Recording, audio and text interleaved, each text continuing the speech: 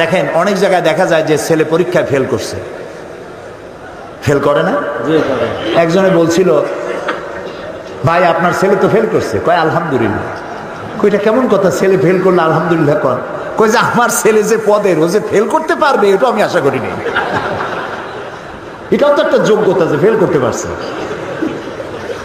ছেলে ফেল করেছে, বাপে রাগ করেছে, বাপ কথা বলে না, মায় কথা বলে না, বুইনে কথা বলে না। 3 দিন 4 দিন ছেলে বাড়িতে ঠাই পায় না, মুখ মলিন হয়ে গেছে। এখন তার বন্ধু আছে, ও যেমন বল্টু, ওর বন্ধু আছে মন্টু। এই মন্টুদের সাথে মিশা বাড়িতে তো জায়গা পাইলো না, মন্টুরা জায়গা দিল, মন্টুরা জায়গা দিয়ে নিয়ে গেল সিনেমা দেখাইতে, হাবিজাবি দেখাইলো, হাবিজাবি খাওয়াইলো। আপনি মুখ কালো করে রাগ করে আপনার ছেলেটাকে সর্বনাশ করে দিলেন। উচিত ছিল, বাবা ফেল করছিস, ফেল তো মানুষই করে, হয়তো কোনো ভুল করেছিস, ভালো করে পড়, আগামী বছর পরীক্ষা দিলে আমি দোয়া করবো আল্লাহ তোরে ভালো করবে। এই ছেলেটা আপনার হাতের মুঠায় থাকতো, ঠিক না ভাই? কত ক্ষতি আমরা করি না বুঝিয়া, কত সর্বনাশ করি। মেয়েটার সাথে কথা বলি না, ছেলেটার সাথে কথা বলি না, এটা ঠিক না। ছেলে মেয়ে এক জায়গায় বসে খান, তারপরে ভালো একটু মাছ বাচ্চার কাছে তার থালে উঠায় দেন, তার মুখে খাওয়ায় দেন, বাচ্চা খুশি হবে, বাপের প্রতি আকৃষ্ট হবে। এবং এই ফাঁকে তাকে নসিহত করেন, ভালো ভালো কথা বলেন। হযরতে লোকমান তার ছেলেকে বলছেন, ইয়া বুনাইয়া, ও আমার কলিজার টুকরা। তো আমার কলিজার টুকরা খোকা, নয়নের পুতুলি, ডাক শুনে মনে হয় ছেলে খুবই ছোট, কিন্তু নসিহত দেখে মনে হয় এত বড় গুরুত্বপূর্ণ নসিহত ছোট্ট বাচ্চারে করা যায় না। তাহলে এরকম ডাক দিল কেন? এই ডাক আমরাও দিই। আমাদের দেশে কোন কোন জায়গায় ছেলে বড় হয়ে যায়, তারপরেও ডাকে খোকা। বরিশালে পিরোজপুরে ডাকে গেদা, গেদা গেদু আদর করে ডাকে।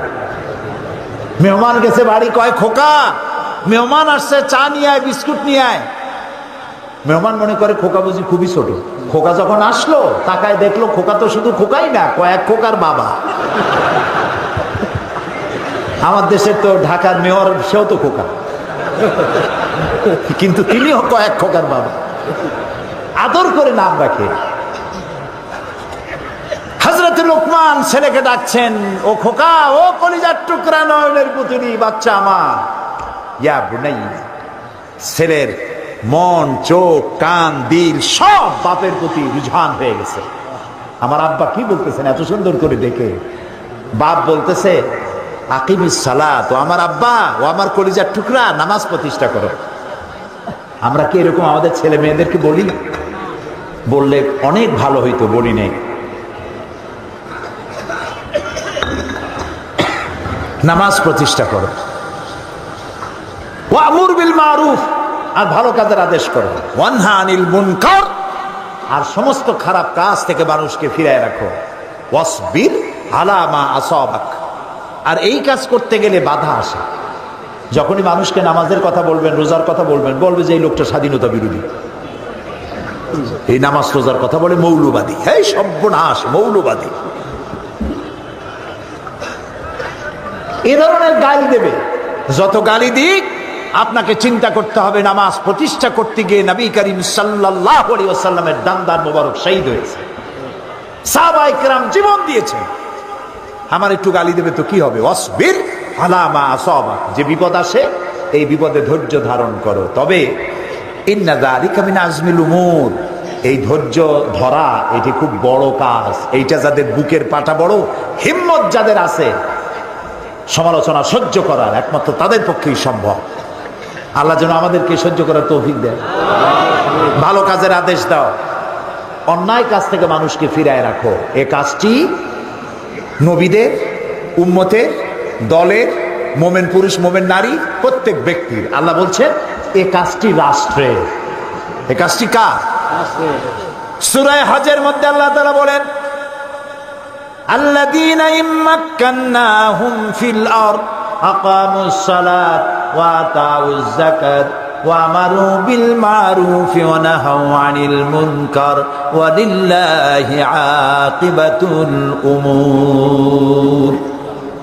আমি যদি মোমেনদের কখনো রাষ্ট্র ক্ষমতা দেই, আমার মোমেন বান্দারা যদি রাষ্ট্রে ক্ষমতায় যায়, 4 দফা কাজ করবে।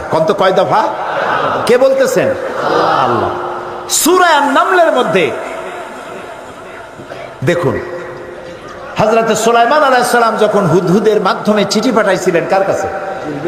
রানী বিলকিসের কাছে। রানী বিলকিস তখন তার মন্ত্রী পরিষদকে বলেছিল যে কোন স্বৈরাচার যখন কোন দেশ দখল করে তখন তারা 2 দফা কাজ করে। প্রথম দফা হলো সম্মানিত লোকদেরকে বেইজ্জত করে, আর হার্স এবং নাসল, ফসল এবং মানুষকে হত্যা করে, ফসল নষ্ট করে, মানুষ হত্যা করে। এই 2 দফা কাজ করে স্বৈরাচারীরা। স্বৈরাচারীরা কয়টা কাজ করে? চিরকাল, আবহমান কাল ধরে যারা স্বৈরাচার, ধর্মনিরপেক্ষ রাজনীতি যারা করে, যখনই ক্ষমতায় যায় আলেম ওলামাদেরকে বেইজ্জত করে, মাদ্রাসা বন্ধ করে দেয়, ফসলের হানি করে, মানুষকে কষ্ট দেয়, নির্যাতন করে। আর আল্লাহ বলছেন মোমেনরা যদি ক্ষমতায় যায় কয় দফা কাম করে? 4 দফা। আকামুস সালাত, নামাজ প্রতিষ্ঠা করে, ক্ষমতায় গিয়েই নামাজ প্রতিষ্ঠা করে। সুবহানাল্লাহ বলে। আপনাদের চিন্তা হতে পারে যে মোমেনেরা ক্ষমতায় এসে নামাজ প্রতিষ্ঠা করবে, তাতে হবে কি? এতেই সব হবে। কিরকম হবে? জোহরে রক্ত হবে, রাষ্ট্রের পক্ষ থেকে বলা থাকবে জোহরের রক্ত বেলা 1টা থেকে 1:30 পর্যন্ত নামাজের বিরতি, 15 মিনিটের মধ্যে নামাজ শেষ, আর 15 মিনিট দুপুরের আহার গ্রহণ। আধা ঘন্টার মধ্যে নামাজ সারো, খাওয়া সারো, অফিস আবার চলবে, কলেজ আবার চলবে, বিশ্ববিদ্যালয় আবার চলবে, কলকারখানা, ক্ষেত খামার আবার শুরু হয়ে যাবে। এই নামাজ পড়তে গিয়ে থানায় আজান হবে, ওসি সাহেব ইমামতি করবে, তার পেছনে পুলিশেরা দাঁড়ায় নামাজ আদায় করবেন।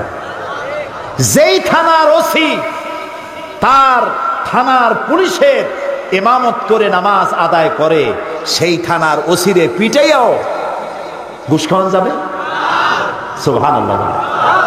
এসপি যদি মসজিদের ইমাম হয়, মন্ত্রী যদি মসজিদের ইমাম হয়, এমপি যদি মসজিদের ইমাম হয়, তাহলে টিয়ার কাবি খা, জম্মের খাওয়া খাবে না। বিশ্ববিদ্যালয়ের ভাইস চ্যান্সেলর আজান হয়েছে, তিনি ইমামত করবেন। ছাত্র, শিক্ষক, শিক্ষয়িত্রী, ছাত্রী পেছনে নামাজের জন্য দাঁড়ায় গেছে। এই বিশ্ববিদ্যালয়ে সন্ত্রাস চলতে পারে না। নামাজ কায়েম, সমাজ ঠিক। সুবহানাল্লাহ। প্রিয় ভাই সব, নামাজ প্রতিষ্ঠা করবে 1 নম্বরের কাজ। 2 নম্বরের কাজ যাকাত আদায় করবে। যাকাত ভিত্তিক অর্থনীতি চালু হলে ইকুয়াল ডিস্ট্রিবিউশন হবে। কেউ খাবে আর কেউ খাবে না, এটা থাকবে না। 7 তলার গাছতলার ব্যবধান থাকবে না। এটা আল্লাহর বিধান। এটা কার বিধান? শয়তান সব জায়গায় আল্লাহর বিধানের উল্টাপাল্টা একটা কিছু করছেই। আল্লাহ করেছেন খেলাফত, আর শয়তান করেছে মুলুকিয়ত, রাজতন্ত্র। রাজতন্ত্র কার করা? শয়তানের করা। আল্লাহ করেছেন যাকাত ভিত্তিক অর্থনীতি, শয়তান করেছে সুদ ভিত্তিক অর্থনীতি। আল্লাহ করেছেন ইসলাম, শয়তান করেছে ধর্মনিরপেক্ষ মতবাদ। ধর্মনিরপেক্ষ মতবাদ শয়তানের তৈরি করা, আল্লাহর তৈরি করা নয়। পৃথিবীর কোন মুসলমান, কোন নবী, একজন নবী নাই যিনি ধর্মনিরপেক্ষ ছিলেন। একজন সাহাবীও ছিলেন না যিনি ধর্মনিরপেক্ষ ছিলেন। আমি মুসলমান, আমি ধর্মনিরপেক্ষ হব কিভাবে? আমি তো ধর্মের পক্ষে। সত্য না মিথ্যা? যিনি হিন্দু তিনি কি তার ধর্মের বিপক্ষে? তাহলে নিরপেক্ষ কথাটা বলি কেন? রাস্তা দিয়ে চলার সময় Bogura to Dhaka motorway, highway, regional highway দিয়ে আপনি যাবেন, হয় রাইট টার্ন না হয় লেফট টার্ন, হয় ডান দিক দিয়ে হাঁটেন না হয় বাম দিক দিয়ে হাঁটেন। কিন্তু আপনি যদি ঘোষণা করেন আমি রাইটিস্ট নই, আমি লেফটিস্ট নই, আমি মিডিল ইস্ট, আমি রাস্তার মাঝখানে দাঁড়ায় থাকবো, থাকেন, থাকুন, কিছুক্ষণ পরেই ট্রাক বাবাজি আসবে, আপনার ধর্মনিরপেক্ষতার মতবাদ ডিমের মতো মামলেট বানাই দেবে রাস্তার সাথে। কাজী ধর্মের হয় বলুন আমি ধর্মের পক্ষে, আর না হয় বলুন আমি ধর্মের বিপক্ষে। নিরপেক্ষ হলে পরে শয়তান খুশি হবে, 1 লাথি দিয়ে জাহান্নামে ফেলে দেবে। মুসলমানের জন্য ধর্ম নিরপেক্ষ জায়েজ নাই, হারাম হারাম হারাম।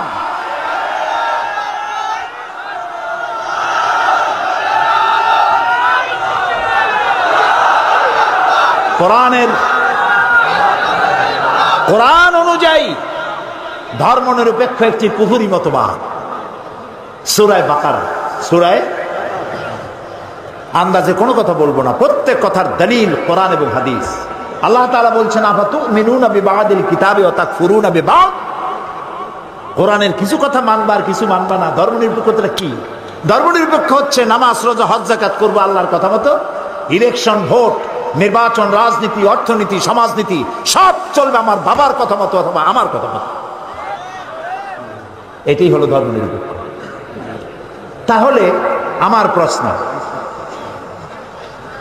আল্লাহ এবং রসুলকে আমরা মসজিদের মধ্যে সীমাবদ্ধ করতে চাই, বলতে চাই আল্লাহ এবং রসুল আপনারা দুইজন আমাদের মসজিদে থাকেন, মসজিদে মধ্যে থাকেন, এর বাইরে 144 বাইরে দিতে পারবেন। আমার জীবনের বিস্তীর্ণ অঙ্গনে আল্লাহ এবং রসুলের প্রবেশের অধিকার নাই। নাউজুবিল্লাহ। এবার চিন্তা করুন, যে আল্লাহর প্রয়োজন নাই আমার কলেজে, যে আল্লাহ রসুলের প্রয়োজন নাই আমার বিশ্ববিদ্যালয়, যে আল্লাহর প্রয়োজন নাই আমার বঙ্গভবনে, আমার পার্লামেন্টে, আমার ক্যান্টনমেন্টে, আমার ক্ষেত খামার অফিস আদালতে যে আল্লাহর প্রয়োজন নাই, অবশেষে সেই আল্লাহর দরকার কি? আমার আল্লাহ কি এইরকম? মোটেই না। এই জন্য কোন মুসলমান ধর্মনিরপেক্ষ মতবাদের অনুসারী হতে পারে না, সুস্পষ্ট কুফরি মতবাদ। আল্লাহ তাআলা মুসলমানদেরকে হেফাজত করুন, আমরা বলি আমিন। সবাই বলেন আমিন। কিয়ামতের দিন আমরা সবাই উঠব, আল্লাহর দরবারে দাঁড়াবো, জীবনের ঝুঁকি নিয়ে কথা বলবো। যতক্ষণ নাক দিয়া শ্বাস আসে আর যায় ততক্ষণ বলতে থাকবো ধর্ম নিরপেক্ষ মতবাদ হারাম হারাম হারাম।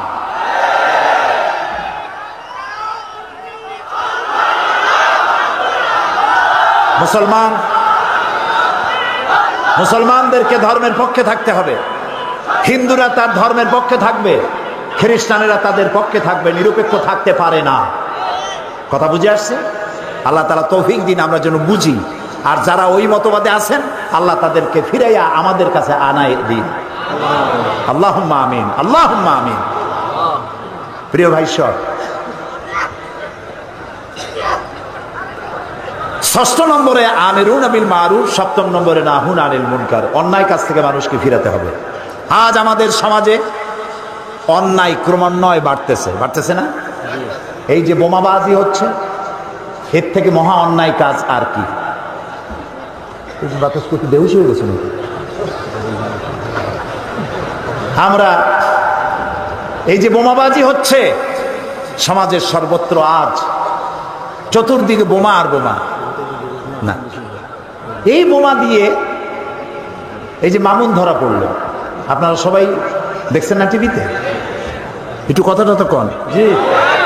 তারা জিজ্ঞেস করলো তুমি বোমা মারছো কেন বিচারককে?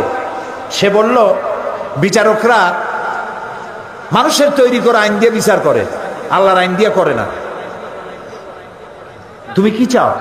সে বলেছে আমি আল্লাহর আইন চাই, সেই জন্য ওরে মারা ওয়াজে, ওরে আমি মারছি। আচ্ছা তুমি যদি এখন মরে যাও? কয় যে আমি বেহেশতে চলে যাবো, আমি শহীদ হব। প্রিয় ভাই সব, এই ছেলেটাকে আমি সব থেকে, এই ছেলেটাকে যারা এই কথা বুঝাইছে মূল আসামি তো তারা।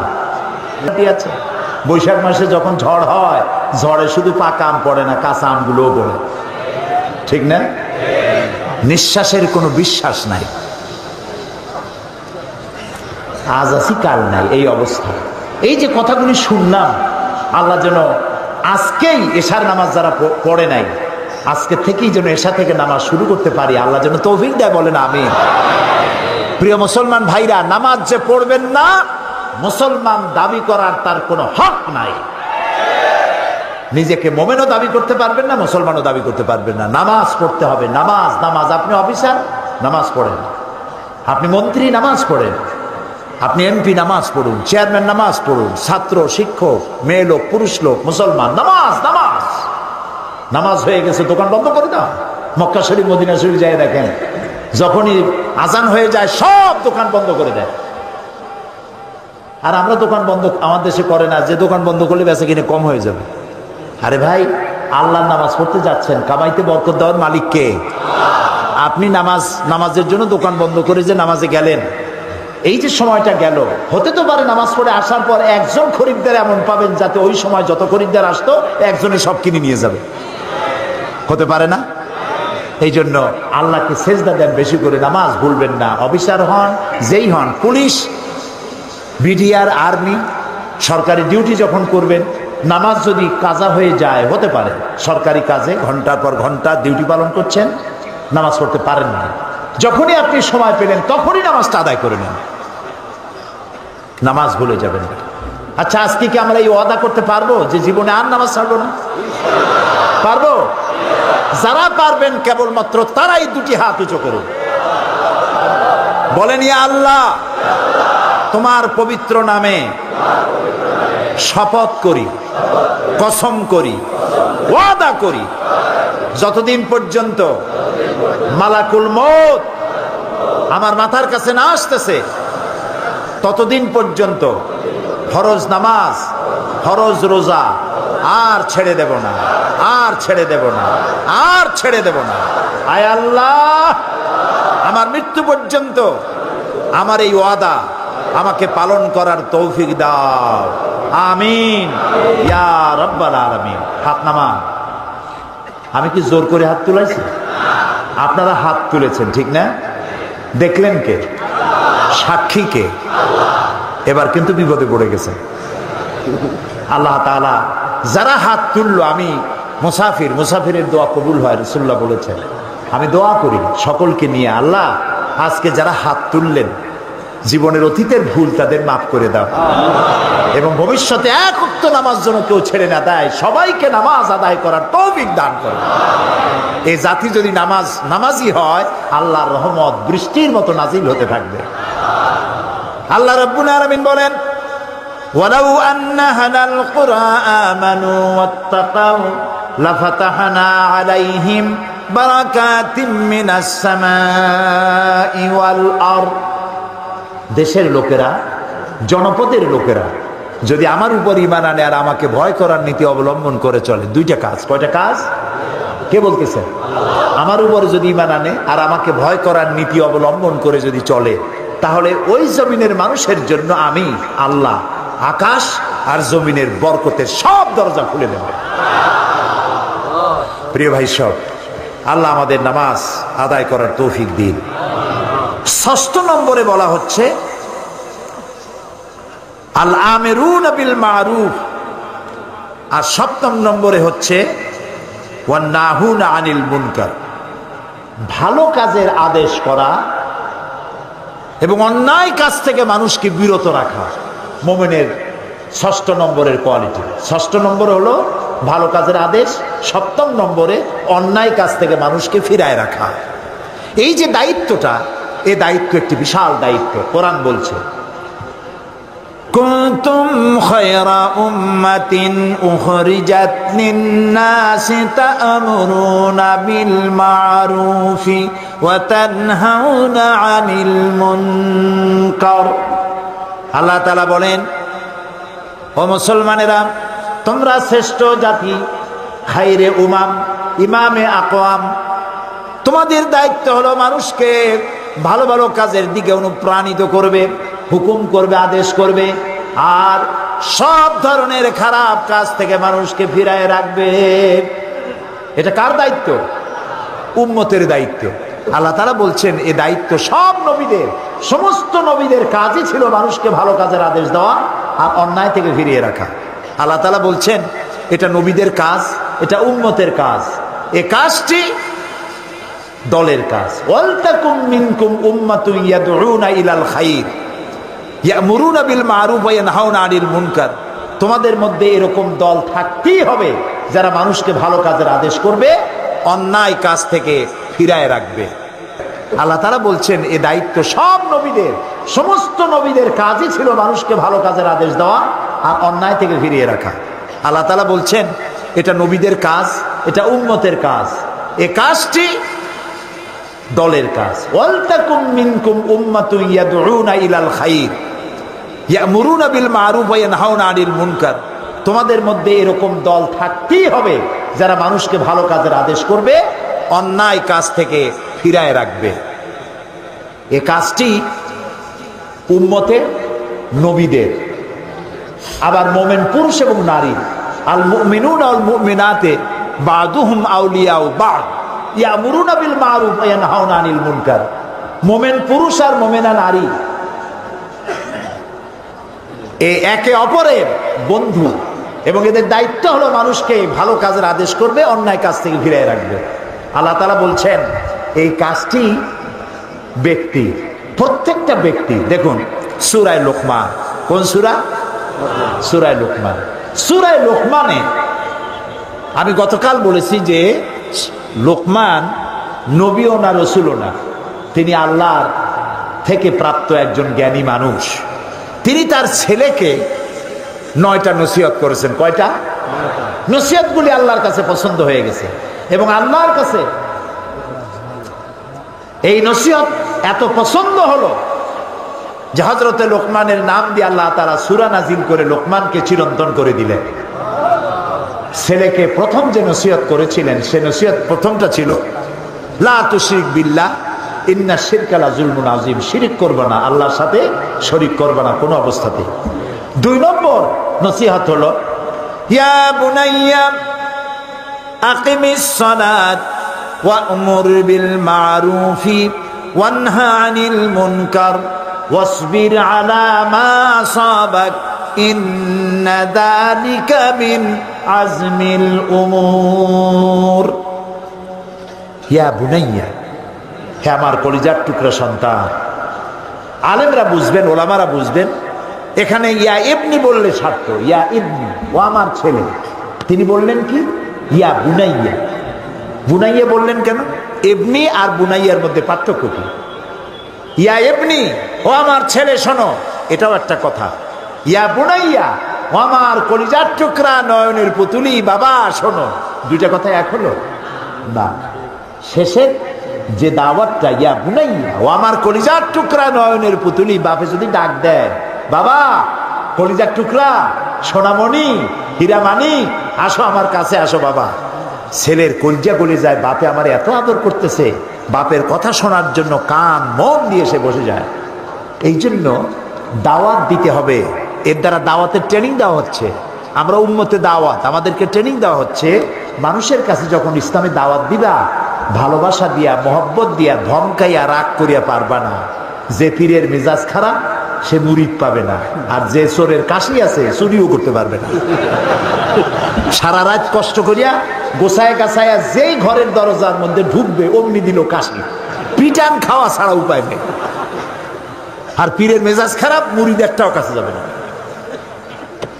সুতরাং মানুষকে দাওয়াত দিতে হলে কোরআন থেকে, কোরআন হচ্ছে আমাদের জীবনের গাইড বুক। আলহামদুলিল্লাহ বলে মানুষকে, মানুষের দিক। আজকে সকালে কোথায় যেন বলতেছিলাম আমি, ঠিক খেয়াল নাই, অনেকগুলি প্রোগ্রাম আজকে করেছি। ক্যারাম বোর্ড অনেকে খেলেছেন, আপনারা খেলছেন না? আমিও খেলেছি ছোটবেলায়। ক্যারাম বোর্ড কি? গুটি চালা, তাই না? একটা গুটি মারলেন, সামনে আর একটা গুটিকে মারতেছেন আপনি, কিন্তু আপনার টার্গেট হলো রেড, ঠিক কিনা? যেটা মারতেছেন ওটা কিন্তু টার্গেট না। এই গুটি ওইটাকে হিট করলো, ওইটা এসে লালটাকে হিট করে পকেটে ভালাই দিল, লালটা টের পেল না কোন গুটির ধাক্কা খাইয়ে সে আসলে পড়েছে। মামুনেরা রেড গুটি, এদের পেছনে আছে বিরাট শক্তি। বিশ্বাস করুন, আমার দেশের জজ সাহেবরা আইন নিজেরা তৈরি করেন না।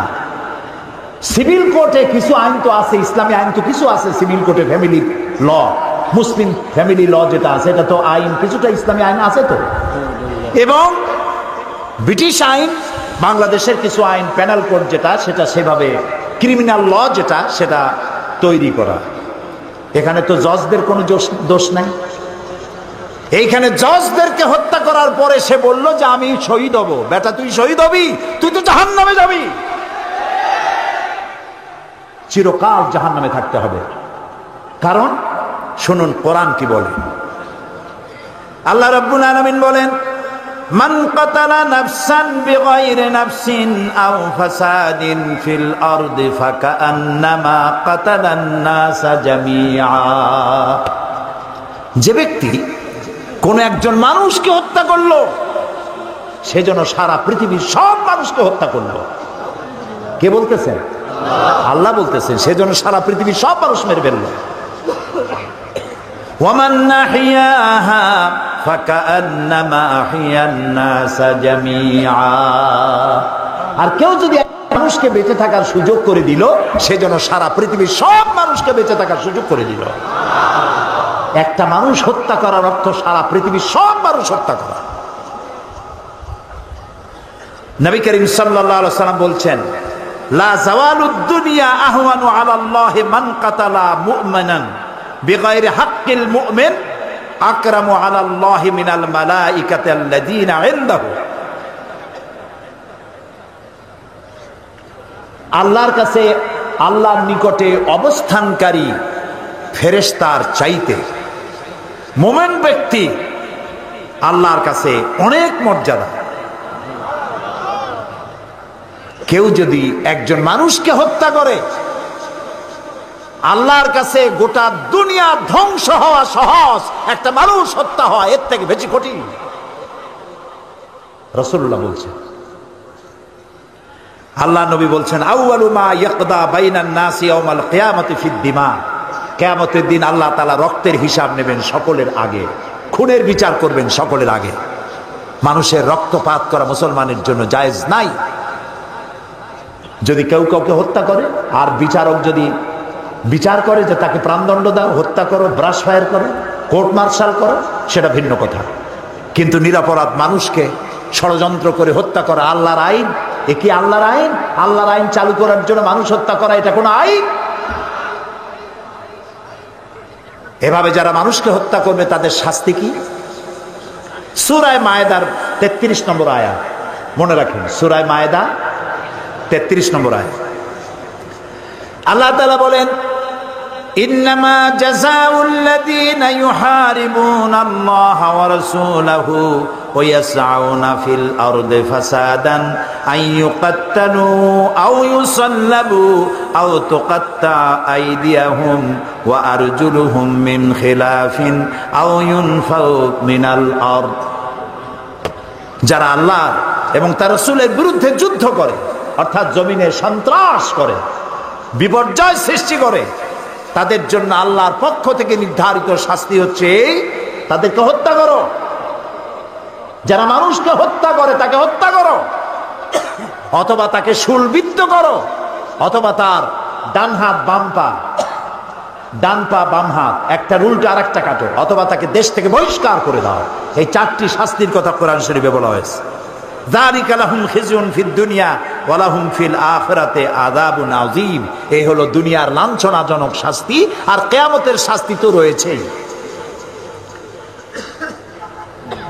সুতরাং কোরআন অনুযায়ী হত্যাকারীকে যে সাহায্য করে, পরামর্শ করে, সমান পাপী। আমার দেশে এই যে হত্যা করছে মানুষকে, কি সব আশ্চর্য ধরনের নাম, জীবনেও শুনি নাই এই সব নাম। হরকতুল জিহাদ, নতুন নতুন আন্দোলন, জামাতুল মুজাহিদিন, জুমরাতুল মাসাকিন, আবার নতুন আরেকটা সংগঠন নাকি হচ্ছে, ওইটার নাম হয়েছে পত্রিকায় দেখলাম আল জঙ্গিতুল জংলা। এটা আবার কোন জঙ্গলি আল্লাহ জানে। মাথায় টুপি, মুখে দাড়ি, পরনে লুঙ্গি, বাংলা ভাই, ইংরেজি ভাই। দুর্ভাগ্য এ জাতির। আল্লাহর আইন প্রতিষ্ঠার জন্য বোমা মারা হারাম। আবার কিছু কিছু পত্রিকা আছে, বোমার ঘটনা ঘটলেই সেখানে জামাত কানেকশন খোঁজে, জামাত শিবিরের কানেকশন আছে। কি দূরবীন দিয়ে দেখছে কিরকম। এই যে বোমাটা মারলো, তার বাবার শ্বশুরের খালাতো ভাইয়ের নানা, সে একদিন জামাত ইসলামীর বাড়ির সামনে দিয়ে হেঁটে গেছিল। এই হলো জামাত কানেকশন। পাগল কি আর গাছে ধরে? জামাত ইসলামী কোন দুঃখে বোমা মেরে আল্লাহর আইন করবে? জামাত ইসলামী বিগত 1.5 শতাব্দী ধরে আল্লাহর দ্বীনের পতাকা বহন করে চলছে উপমহাদেশে, বাংলাদেশের বুকে। বোমা মেরে মানুষ হত্যার নজির জামাতের ইতিহাসে নাই। জামাত গণতন্ত্রে বিশ্বাস করে, গণতান্ত্রিক পদ্ধতিতে মোটিভেশন করে মানুষকে কোরআন দ্বীন বুঝায়া রাসূলের আদর্শে ইসলাম প্রতিষ্ঠার চিন্তা করে। শুনে রাখুন, যদি তাতে জামাত ইসলামীকে রাসূলের বিধান অনুযায়ী, আল্লাহর বিধান অনুযায়ী এ দেশকে পরিচালনা করার জন্য 100 বছর অপেক্ষা করা লাগে, জামাত ইসলামী অধীর আগ্রহে 100 বছর অপেক্ষা করবে, চরমপন্থা গ্রহণ করবে না।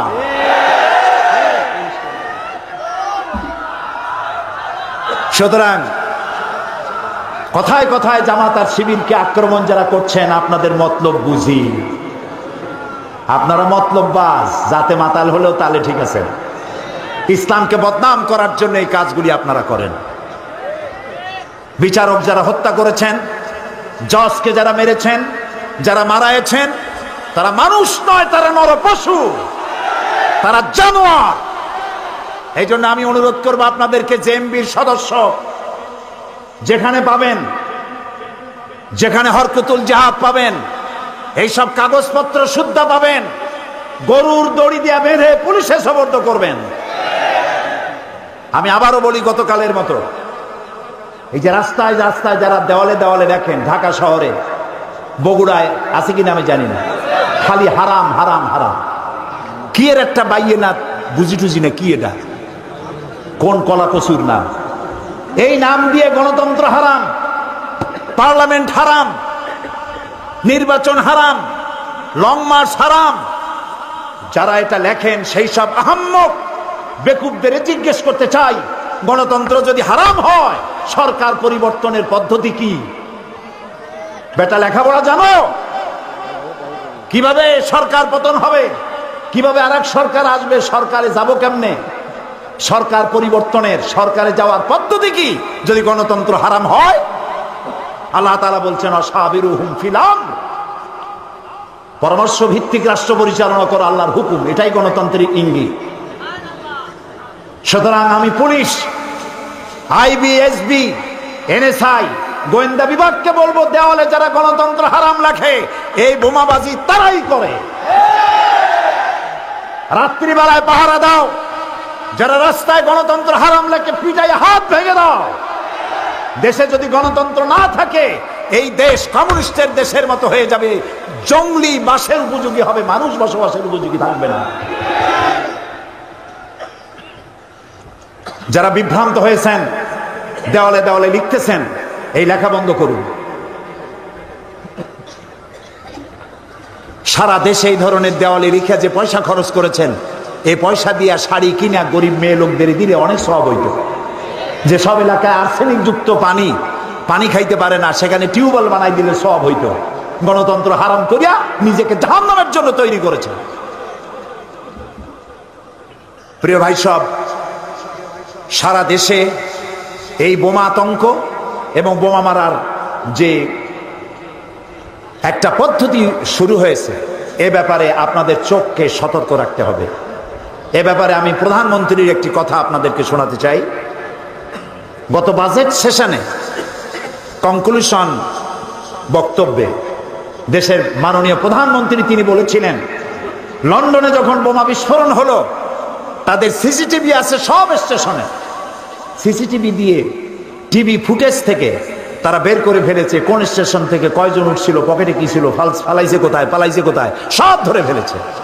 তিনি বললেন, আমার তো গরিব দেশ, আমি এত সিসিটিভি পাবো কোথায়? আমার দেশের 14 কোটি মানুষ, 14 কোটি মানুষের 28 কোটি চোখ সিসিটিভি হয়ে যাক, আপনাদের চোখগুলি সিসিটিভি হয়ে যাক, রাস্তায় চলাফেরায় ওঠা বসায়। আমি প্রত্যেক মাকে বলবো, যত মা এসেছেন, প্রত্যেক মাকে বলবো, প্রত্যেক পিতাকে বলবো, আপনার সন্তান, আপনার মেয়ে, তাদের পড়ার রুম খুঁজুন, ড্রয়ার দেখুন, বালিশের তলা দেখেন, কাদের বই আছে, কাদের লিফলেট আছে। জেহাদ আর কেতাল দিয়ে আল্লাহর আইন তারা কায়েম করতে চায়, গণতন্ত্র হারাম করে দিয়ে। এসব ছেলেদেরকে ফিরান, চোখ সতর্ক রাখেন। এই কাজ যারা করে তারা মানবতার দুশ্মন, ইসলামের দুশ্মন, আল্লাহর দুশ্মন, রাসূলের দুশ্মন। আল্লাহ তাআলা তার কাছে দোয়া করব, আল্লাহ তাআলা এই বোমাবাজি যারা করে তাদেরকে হেদায়েত করে দাও, আল্লাহ তাদের হেদায়েত করে দাও। হেদায়েত যদি ওদের কপালে না থাকে তাহলে লানত দিয়া, গজব দিয়া এই নরপশুদের হাত থেকে বাংলার 56,000 বর্গমাইল জমিনকে তুমি হেফাজত করো। প্রিয় ভাই সব, নবী করিম সাল্লাল্লাহু আলাইহি ওয়াসাল্লাম আমারু বিল মারুফ ওয়া নাহুন আনিল মুনকার এই দায়িত্ব পালন করে দুনিয়া থেকে বিদায় হয়ে গেলেন। হযরত আবু বকর ক্ষমতায় আসলেন, সুবহানাল্লাহ বলবেন না? ওমর রাদিয়াল্লাহু তাআলা আনহু চিফ জাস্টিস হলেন, মানে কি প্রধান বিচারপতি, কাজীউল কুজ্জা। ঐতিহাসিকরা লিখছেন হামাকাতা আমান কামিলান ফালাম ইয়াখতাসিম ইলাইহি ইসনান। 1 বছর পার হয়ে গেল, হযরত ওমরের আদালতে কোনো মামলা দায়ের হলো না। হযরত ওমর খলিফাতুল মুসলিমিন আবু বকরের কাছে এসে বলছেন, মা হাজাতা বি ইনদা কওমিন মুমিনিনা ইয়া খলিফাত রাসূলিল্লাহ সাল্লাল্লাহু আলাইহি ওয়াসাল্লাম। হে আল্লাহ রাসূলের খলিফা, এই জাতির জন্য আমি চিফ জাস্টিস হয়ে লাভটা কি? তিনি প্রশ্ন করলেন, লিমাজা, তুমি কেন এই কথা বলো? তিনি বললেন, 1 বছর আমি চিফ জাস্টিসের চেয়ারে বসে থাকি সারাদিন, 1 বছর একটা মামলা আমার কোর্টে আসলো না। সুবহানাল্লাহ কইতে ইচ্ছা করে না? আছে পৃথিবীতে কোথাও যে 1 বছরে মামলা হয় না? খলিফাতুল মুসলিমিন সিদ্দিক আকবর জিজ্ঞেস করলেন, ওমর তোমার কাছে মামলা আসলো না কেন, এ ব্যাপারে তোমার ধারণা কি? তিনি বললেন, ধারণা আমি একটা কিছু করি নাই তা না, আমি ধারণা একটা করেছি। কি? তিনি বললেন, আপনি আমাকে যে কওমের চিফ জাস্টিস করেছেন তাদের দিন হচ্ছে দীনহুমুন নাসিহা, তাদের দিন হলো ভালোবাসা, প্রত্যেকের কল্যাণ কামনা করে। আমি যদি রব্বানী সাহেবের কল্যাণ কামনা করি, উনি কি আমার অকল্যাণ কামনা করবে? আমি যদি শাহাবুদ্দিন সাহেব তাকে যদি কল্যাণ কামনা করি, উনি আমার সাথে শত্রুতা করবে? তো প্রত্যেকের কল্যাণ কামনা করে, সেই জন্য মামলা হয় না। আর আমরা তো কল্যাণ কামনা করি না। আমাদের দেশে মানুষ একে অপরের নডা ভালাইয়া কল্যাণ কামনা করে, যার জন্য মামলা হয়। কল্যাণের ন নাই। মানহাজুহুমুল কোরআন, আর এই জাতির মানহাজ, টার্গেট, উদ্দেশ্য, লক্ষ্য কোরআন। ওয়া আমালুহুম আল আমরু বিল মারুফ ওয়া নাহয়ু আনিল মুনকার, আর এই জাতির আমল হচ্ছে যার সাথে যার দেখা হয় ভালো কাজের জন্য অনুপ্রাণিত করে, আর খারাপ কাজ দেখলেই নিরুৎসাহিত করে। সুবহানাল্লাহ। আমরা কি করি? না, করি না। ভালো কথাও কম বলি, আর খারাপটা নিষেধ তো করি না। কত যুবক আছে বোঝে না গলায় সোনার চেন আঙ্গুলের মতো মোটা, পৌষ মাসের প্রচন্ড শীতের মধ্যেও জামার 2-3টা বোতাম খোলা রাখে যাতে লোকেরা বোঝে কিছু একটা ঝুলানো আছে। এটা দেখার পরে বলি না, বাবা এই সোনার চেন পুরুষের জন্য হারাম, তুমি এটা খুলে তোমার মায়েরে দাও, না হয় বোনেরে দাও, বউ থাকলে তারে দাও। কত ভালো হইতো। সে সিগারেট টানতেছে, মদ খাইতেছে, জুয়া খেলতেছে। অন্যায় কাজ দেখলে তাকে নিরুৎসাহিত করার জন্য সেই মন আমাদের আজ আর নাই। সেই জন্যই আমাদের অধপতন হয়েছে। ওমর রাদিয়াল্লাহু তাআলা আনহু বলছেন,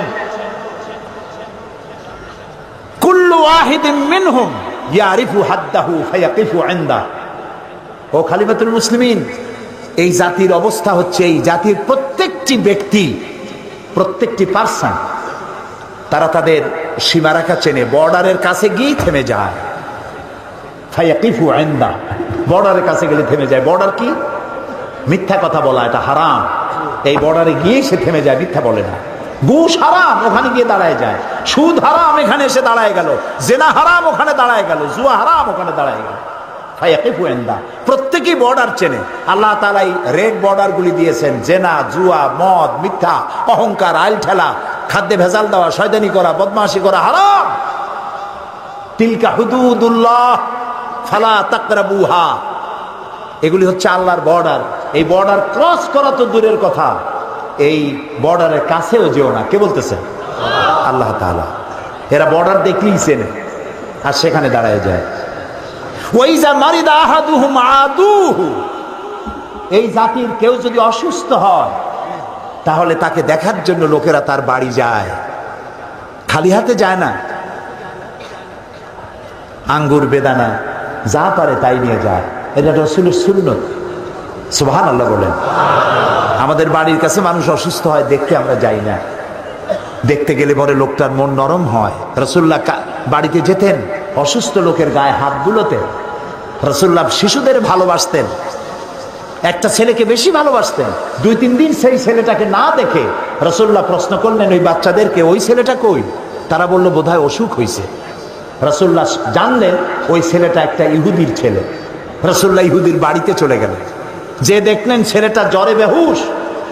রাসূলুল্লাহ কাছে বসে রহমতের হাত তিনি বাচ্চার মাথার উপরে বুলাচ্ছিলেন, ফু দিচ্ছিলেন। বাচ্চার চোখ খুলে গেল, বাচ্চা তাকিয়ে দেখছেন রাসূলুল্লাহর চোখ দিয়ে পানি পড়তেছে। পরবর্তী সময় সে তো সুস্থ হয়ে গেলই, পরবর্তী সময় ইহুদির ছেলে মুসলমান হয়ে গেল। রাসূলের এই ব্যবহার, কি ব্যবহার! কারো অসুখ হলে দেখতে যাওয়া এই অভ্যাস আমাদের নাই, কমে গেছে। কারো অসুখ হলে যান, একটু আঙ্গুর নিয়ে যান, বেদানা দিয়ে যান, একটু হরলিক্স নিয়ে যান, সূরা ফাতিহা পড়ে মাথায় হাত বুলায়া ফু দিয়ে দেন। পারবো আমরা? আল্লাহ যেন তৌফিক দেয়, বলি আমিন। ওয়াইজাফতাকারা নাসারুহু, ওমর রাদিয়াল্লাহু তাআলা আনহু বলছেন, এর মধ্যে কেউ যদি অভাবগ্রস্ত হয় তার সাহায্যে লোকেরা এগিয়ে আসে। বিয়ে দিবে মেয়ের, গাড়ি লাগবে একটা, 10টা গাড়ি নিয়ে হাজির। 2টা উট লাগবে, 15টা উট এসে গেছে। টাকা লাগবে 100, সবাই মিলে আনিয়ে নিয়ে প্রায় 5000 দিয়ে দিছে। কত ইজি হয়ে গেল কাজটা। হযরত ওমর বলছেন, ফাফি মা হুম ইয়াখতাসিমুনা ইলাইয়া ইয়া খলিফাত রাসূলিল্লাহ সাল্লাল্লাহু আলাইহি ওয়াসাল্লাম, হে রাসূলের খলিফা, এই যখন জাতির অবস্থা তখন কেন তারা মামলা করবে? সুবহানাল্লাহ। সুতরাং 6 নম্বর এবং 7 নম্বর ছিল ভালো কাজের আদেশ করো, অন্যায় কাজ থেকে মানুষকে ফিরায় রাখো।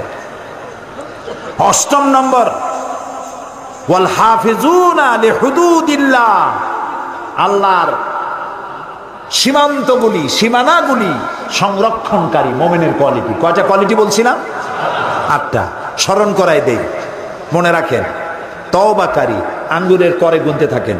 তওবাকারী, ইবাদতকারী, প্রশংসাকারী, পরিভ্রমণকারী, নামাজ আদায়কারী, ভালো কাজে আদেশ প্রদানকারী, অন্যায় কাজ থেকে মানুষকে বিরতকারী। 8 নম্বরে আল্লাহর সীমানাগুলি হেফাজতকারী। আল্লাহর সীমানা বুঝতে পারছেন? এই সীমানাগুলি সংরক্ষণ করা। এই 8টি কাজ যারা করবে, আল্লাহ তাআলা বলছেন ওয়াবাশশিরিল মুমিনিন, এই 8টি কাজ যারা করবে এই সব মুমিনদেরকে সুসংবাদ দাও। সুবহানাল্লাহ। কিসের সুসংবাদ দাও? জান্নাতের সুসংবাদ দাও। ইন্নাল্লাহা আশতারা মিনাল মুমিনিনা আনফুসাহুম ওয়া আমওয়ালাহুম বিআন্না লাহুমুল জান্নাহ, মুমিনের জান এবং মাল আমি কিনে নিয়েছি, বিনিময়ে মুমিনকে জান্নাত দান করে দিয়েছি। সুবহানাল্লাহ। এই 8টি জিনিস আমরা যেন কোরআন থেকে আমাদের জীবনে ধরে রাখতে পারি, এ তৌফিক আল্লাহ যেন আমাদেরকে দান করে দেন। এই ছিল 2 দিন ব্যাপী আলোচনার জিস্ট। মোমেন হতে হলে এই 8টি কোয়ালিটি আমাদের মধ্যে আনতে হবে।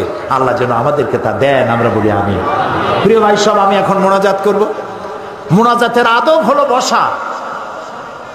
দাঁড়ানো ভাইরা সবাই বসেন, আর আপনাদের মধ্য থেকে কেউ যদি হাঁটে বসাবেন। এটি কোনো মুসলমান মানতে পারে না। মুসলমানের মাথা নত হবে কেবলমাত্র আল্লাহর সামনে, কোন মানুষের সামনে মাথা নত হতে পারে না। কোরআন আর হাদিস দিয়ে বুঝাইলাম। 15 মিনিট স্পিকার আমার দিকে তাকিয়ে থাকলেন। 15 মিনিট শেষ হওয়ার পর, বক্তব্য শেষ করার পর তিনি আমাকে বললেন, মৌলানা সাহেব, আপনার বক্তব্যের সাথে আমি 100% একমত, কিন্তু আমি তো এইভাবে এটা বন্ধ করতে পারবো না। এই জন্য আপনাকে বিধি মোতাবেক নোটিশ দিতে হবে। নোটিশ কমিটিতে উঠবে, সেখানে আলোচনা হবে, সেখানে আলোচনার সিদ্ধান্ত যেটা হয় সেটা পার্লামেন্টে আসবে, তারপরে আমার রুলিং যাবে। আমি যথাবিহিত নোটিশ দিলাম, আলোচনা হলো। এই আলোচনার পর আমার নোটিশ নিয়ে তদানীন্তন সরকার ডিপ ফ্রিজের মধ্যে আটকাই দিল, আর বের হলো না 5 বছরে। আল্লাহ আবারও আমাকে নির্বাচিত করাইয়া পার্লামেন্টে ঢুকালেন, আর আমার টার্গেট ছিল এটা বন্ধ করতে হবে। এই পার্লামেন্টে এসে আমি আবার এই বিষয় উত্থাপন করলাম, নোটিশ দিলাম, মিটিং এ উঠলো, সিদ্ধান্ত হলো বর্তমান পার্লামেন্ট এটা অ্যাকসেপ্ট করেছে, কিয়ামত পর্যন্ত বাংলাদেশ পার্লামেন্টে আর স্পিকারের সামনে মাথা ঝুঁকাইতে হবে না।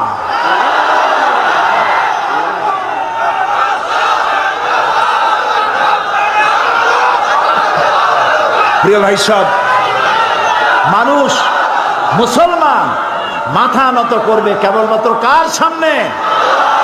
আল্লাহ ছাড়া কারোর সামনে মাথা নত করা যাবে না। আর নামাজ একমাত্র সিস্টেম যার মধ্য দিয়ে নিজেকে ছোট করা যায়।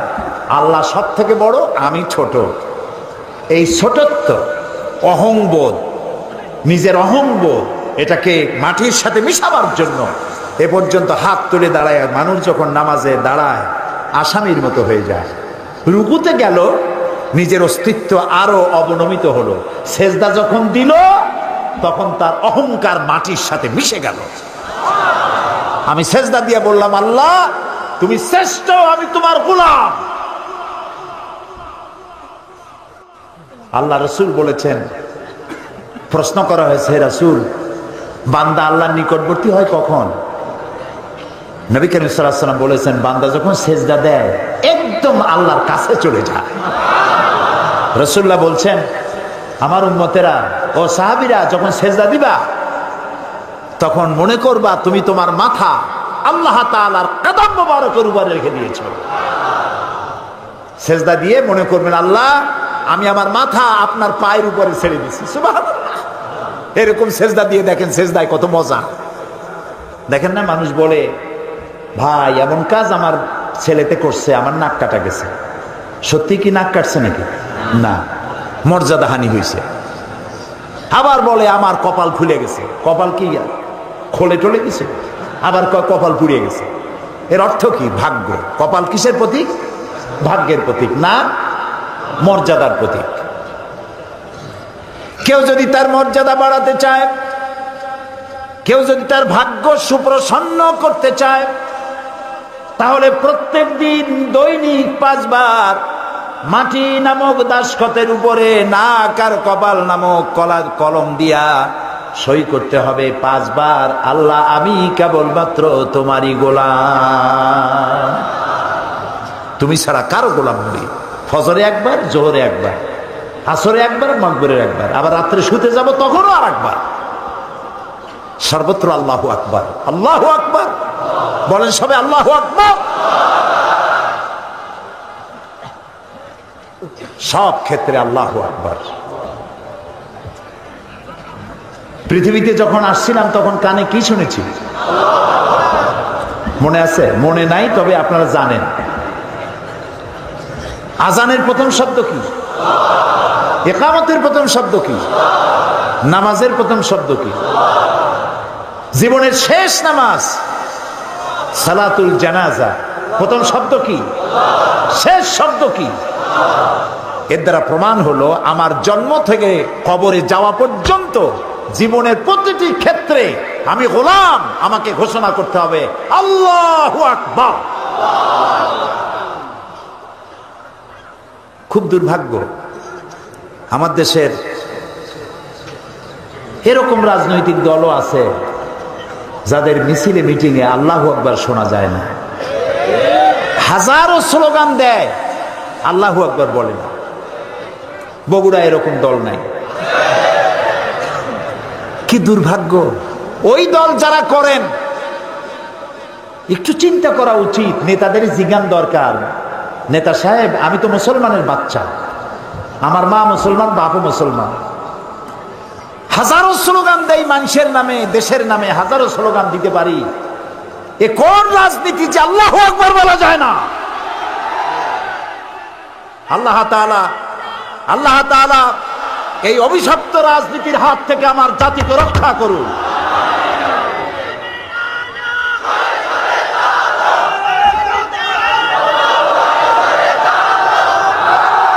প্রিয় ভাই সব, সুতরাং নামাজ, 5 ওয়াক্ত নামাজ আমরা জীবনে আর ছাড়বো না। যুবকেরা, অনেক যুবক মনে করে এখন তো যৌবন কাল, একটু বিয়ে ঠিয়া করি, বাচ্চা টাচ্চা হোক, তারপরে ধীরে ধীরে নামাজ ধরবো। তুমি যে বিয়ে করতে পারবা তার কোনো গ্যারান্টি আছে? তোমার যে বাচ্চা হবে তার কোনো গ্যারান্টি আছে? তুমি যে বুড়া হবা তার কোনো গ্যারান্টি আছে? বৈশাখ মাসে যখন ঝড় হয়